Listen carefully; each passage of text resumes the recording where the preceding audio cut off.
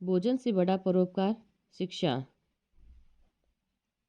एक बार एक गांव में दो लकड़ी काटने वाले मित्र राम और श्याम रहते थे।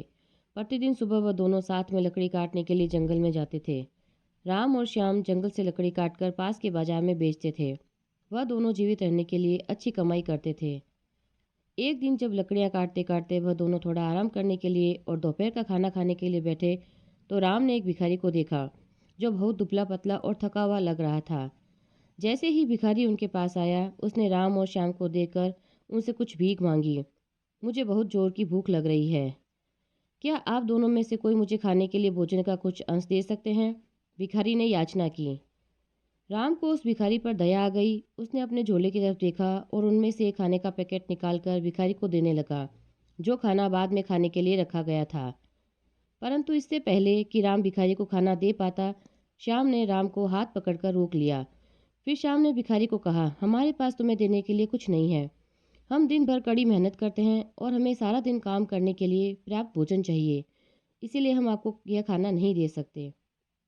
अगर चाहो तो हमारी कुल्हाड़ी उधार में ले सकते हैं। हम आपको सिखाएंगे कि लकड़ियाँ कैसे काटी जाती है। तब आप इन लकड़ियों को बाजार में जाकर बेच सकते हैं। हम आशा करते हैं आपके पास दिन के अंत में अपने भोजन खरीदने का पर्याप्त पैसा होगा। इस तरह आप खुद के लिए लकड़ियाँ काटना सीख सकते हैं। उन पैसों से आप खुद का पेट भरकर भोजन पा सकते हैं। हमें उम्मीद है आपको फिर कभी भी भीख नहीं मांगनी पड़ेगी। भिखारी थोड़ा निराश हुआ, लेकिन उनके साथ लकड़ियाँ काटने लग गया। राम और श्याम ने उसे लकड़ियाँ काटना सिखाया। उसके बाद शाम के समय वो तीनों साथ में बाजार में लकड़ियाँ बेचने के लिए गए। पहले तो भिखारी लकड़ियों को नहीं बेच पाया। तब भिखारी ने थोड़ा गुस्से में कहा, यह बहुत आसान होता अगर आप दोनों मेरे साथ थोड़ा खाना साझा कर लेते। जब वह उन पर गुस्सा हो रहा था, उसी समय एक बड़ा व्यापारी इसके पास आया और उस भिखारी से लकड़ियों का पूरा गट्ठर अच्छे दाम देकर खरीद कर ले गया। भिखारी अपने हाथ में पैसा देखकर खुश हो गया और गर्व से उन पैसों को राम और श्याम को दिखाने के लिए उनके पास गया। तब श्याम उसे एक कुल्हाड़ी वाले की दुकान पर ले गया और उस भिखारी के द्वारा कमाए गए पैसों से एक नई कुल्हाड़ी खरीदी। तब वह भिखारी बहुत खुश हुआ था। उसने उन दोनों को धन्यवाद दिया। उसके बाद बचे हुए पैसों से अपने लिए कुछ खाना खरीद कर वह अपने गंतव्य की ओर चल दिया।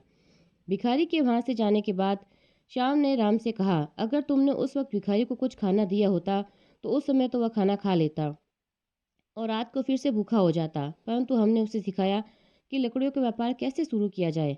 अब वह एक व्यापारी बन गया है। वह अब एक साधारण भिखारी नहीं रहा। उसका जीवन परिवर्तित हो चुका है एवं आज के बाद वह फिर कभी भी भूखा नहीं रहेगा। शिक्षा।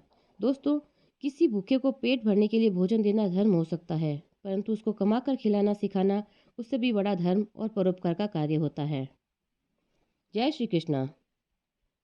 साथियों, यदि आपको मेरी ये कहानी अच्छी लगी हो तो आप यह मेरे वीडियो लाइक और अपने दोस्तों को शेयर भी कर दीजिए और यह चैनल सब्सक्राइब कर बेल आइकन भी दबा दीजिए, जिससे मेरी नई कहानियाँ आप तक सबसे पहले पहुँच जाएगी। धन्यवाद।